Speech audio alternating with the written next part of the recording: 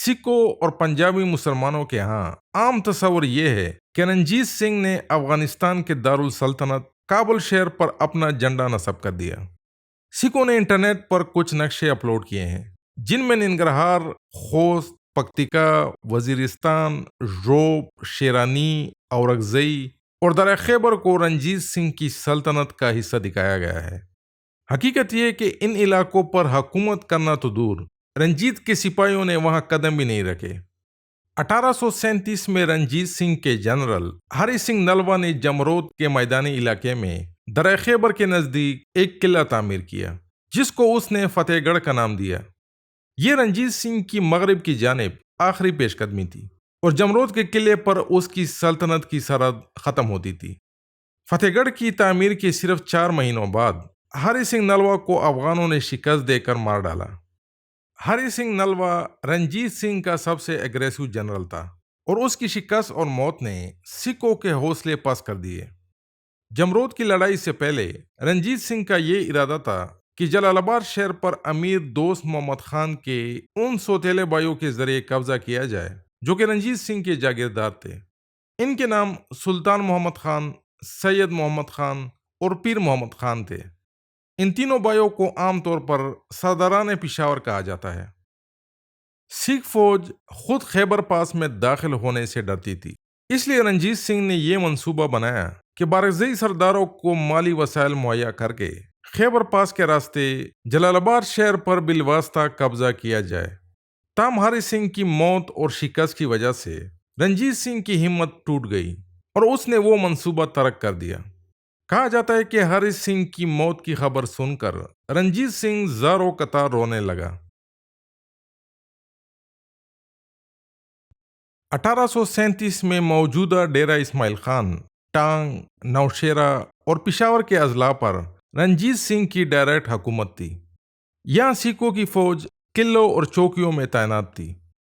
ڈیرہ اسماعیل خان ضلع میں ستوریانی اور شیرانیوں کے پہاڑی علاقے رنجیت سنگھ کی سلطنت کا حصہ نہیں تھے۔ ضلع ٹانگ میں بیٹانیوں کا سارا علاقہ خالصہ سلطنت میں شامل نہیں تھا۔ ضلع نوشیرہ کا سارا پہاڑی علاقہ اور نیچے نظام پور مکمل آزاد تھا۔ ان مذکورہ بالا 4 اضلاع میں سب سے زیادہ نوشیرہ اور پشاور میں حالات خراب تھے اور یہیں سکھوں کی سب سے زیادہ فوج تعینات تھی۔ اٹک اور پشاور شہر کے درمیان سفر کرتا ہوا کوئی سکھ سپاہی محفوظ نہیں تھا۔ رنجیت سنگھ پشاور سے بہت تنگ تھا اور کہتا تھا کہ پشاور خنجروں کا ہار ہے، جو کہ ہری سنگھ نلوا کی وجہ سے اس کے گلے پڑ گیا ہے۔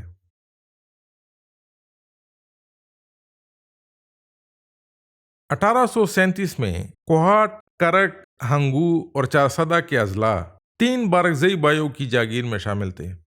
موجودہ چارسدہ ضلع میں صرف شب قدر کا علاقہ سکھوں نے اپنے قبضے میں رکھا۔ ان اضلاع کی کل آمدنی 4.5 لاکھ روپے تھی جو کہ بارکزئی بھائیوں کے لیے مختص تھی۔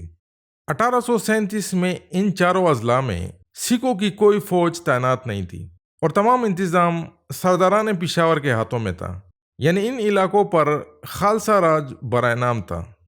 ضلع کوہاٹ میں افریدیوں کا تمام علاقہ مکمل آزاد تھا۔ ضلع ہنگو سلطان محمد خان بارکزئی کی جاگیر میں شامل تھا، لیکن سکھوں نے کبھی بھی اس علاقے میں قدم نہیں رکھا۔ جب 1835 میں رنجیت سنگھ نے پشاور شہر پر قبضہ کیا تو اوتار سنگھ سندن والیا کو کوہاٹ پر حکومت کرنے کے لیے بھیجا گیا اور کوہاٹ کے قلعے میں سکھ فوج تعینات کی گئی۔ لیکن رنجیت سنگھ کو احساس ہوا کہ ان علاقوں پر حکومت کرنا مشکل ہے، اس لیے 1836 میں کوہاٹ کو سلطان محمد خان کی جاگیر میں دے دیا گیا اور اس تمام علاقے سے سکھ فوج کو نکالا گیا۔ ضلع کرک کے ٹیری قصبے میں سکھوں نے اپنا ایک تانہ 1835 میں قائم کیا تھا، جہاں 250 سکھ سپاہی تعینات تھے۔ 1836 میں جب سکھ سپاہی رنجیت سنگھ کے حکم سے یہ علاقہ خالی کر کے واپس پنجاب لوٹ رہے تھے تو خٹک سردار رسول خان نے راستے میں ان پر حملہ کر دیا اور تمام 250 سکھ سپاہیوں کو موت کے گھاٹ اتار دیا۔ کوہاٹ قلعے میں تعینات سکھ سپاہی یہ خبر سن کر کافی گھبرا گئے، لیکن سلطان محمد خان نے ان کو تسلی دی اور اپنی حفاظت میں ان کو پنجاب تک چھوڑ آیا۔ 1837 میں مردان، سوابی، بنو اور لکی مروت کے اضلاع پر خالصہ حکومت نہ ہونے کے برابر تھی۔ ان علاقوں میں سکھ افواج وقتاً فوقتاً لشکر کشی کرتی اور لوٹ مار اور لڑائیاں لڑ کر واپس آ جاتی۔ 1837 میں میدانی علاقوں کے مندڑ یوسفزیوں میں زائدہ گاؤں کا ارسلہ خان سکھوں کا اتحادی تھا اور وہ سکھوں کی طرف سے دیگر یوسفزیوں سے مالیہ وصول کرنے کی کوشش کرتا تھا۔ ارسلہ خان کی مدد کے لیے سکھوں نے دریا سندھ کے مغربی کنارے پر ہنڈ کے مقام پر اپنا ایک تانہ بنایا تھا جہاں ان کی فوج تعینات تھی۔ جہاں تک سوابی ضلع میں گدونوں کے پہاڑی علاقے کا تعلق ہے تو وہ مکمل آزاد تھا اور سکھوں نے کبھی بھی وہاں جانے کی کوشش نہیں کی۔ 1837 میں بنو اور لکی مروت میں سکھوں نے تب تک کوئی فوجی قلعہ یا چوکی نہیں بنائی تھی۔ سکھوں کی فوج وقتاً فوقتاً ان علاقوں پر یلغار کرتی اور تلوار کے نوک پر مالیہ وصول کرنے کی کوشش کرتی تھی۔ بنو میں سکھ فوجی غازی دلاسا خان کے نام سے بہت ڈرتے تھے، جبکہ یوسفزیوں کے علاقے میں پنجتار کے فتح خان نے سکھوں کو دہشت زدہ کیا تھا۔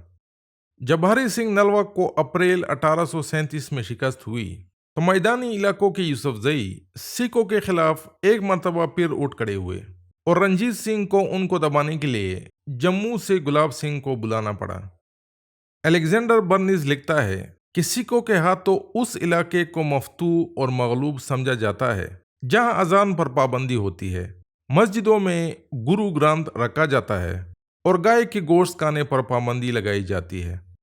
1837 میں پشاور شہر کے علاوہ پختونخوا کا کوئی علاقہ مفتوح و مغلوب نہیں تھا۔ پختونخوا کے لوگ اذان بھی دیتے تھے اور گائے کا گوشت بھی کھاتے تھے۔ سکھوں نے ان مذکورہ بالا مسلم دشمن قوانین کو نافذ کرنے کی کوشش ضرور کی لیکن ناکام رہے۔ اس کی وجہ یہ تھی کہ پختونخوا کے لوگ جیسے بھی تھے غلامانہ ذہنیت نہیں رکھتے تھے اور نہ ہی یہ لوگ حملہ آوروں سے دہشت زدہ ہوتے تھے۔